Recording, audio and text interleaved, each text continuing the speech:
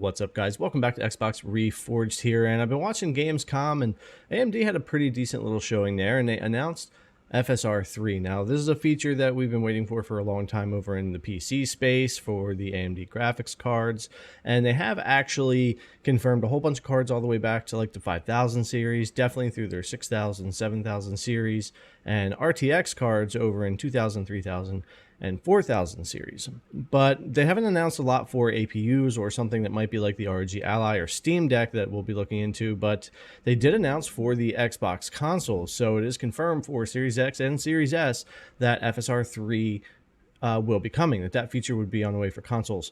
We're what I would consider almost halfway through this generation. These consoles came out in fall of 2020. We're going into fall of 2023. We've probably got another 3, 4 or 5 years of these consoles, so it is going to be important for something like FSR 3 to come along. We've seen a lot of games such as Redfall, Starfield, and other games that are going to perform at 30 FPS, and that's not to say that it's a performance issue for the console where FSR 3 is always going to be the answer. There are issues with poor optimization, game engine problems, and other things like that that are affecting things this generation. But FSR 3, which is future fluid motion frames, is similar to NVIDIA's DLSS 3, where it's generating frames inside of the game and oftentimes will double or triple your frame rate. I use DLSS 3 a lot, frame generation a lot for NVIDIA in games, and it works phenomenally. I know a lot of gamers don't like to use it. They claim extra input lag and that type of thing, and for some games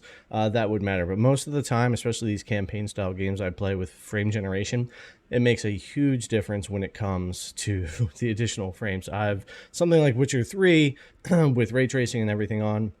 The frame rate will literally double when I use frame gen. So FSR 3 is going to be a big deal when it comes to the consoles, as long as it gets implemented. Now, the cool thing about this is AMD is saying not only can this be implemented per game and it continues to be open source, but also it could be implemented directly through DirectX and DirectX 12, meaning that like all games would be able to more easily take advantage, which would be a big deal, especially when it comes to the consoles and getting this on some of the older titles that have come out the past few years that could use the boost. So I definitely have been a big advocate of all of this upscaling technology, AI tech, and anything we can do in the GPU space to boost performance, boost image quality, do things to continue to reduce latency and lag because of those technologies and get it feeling more like it should. Because instead of just raw power, I think the future of true performance is going to continue to be these kinds of features. So FSR 3 will be an exciting thing. If they could eventually implement this into like Starfield, we could more easily see a 60 FPS game there. There's back titles that could get that.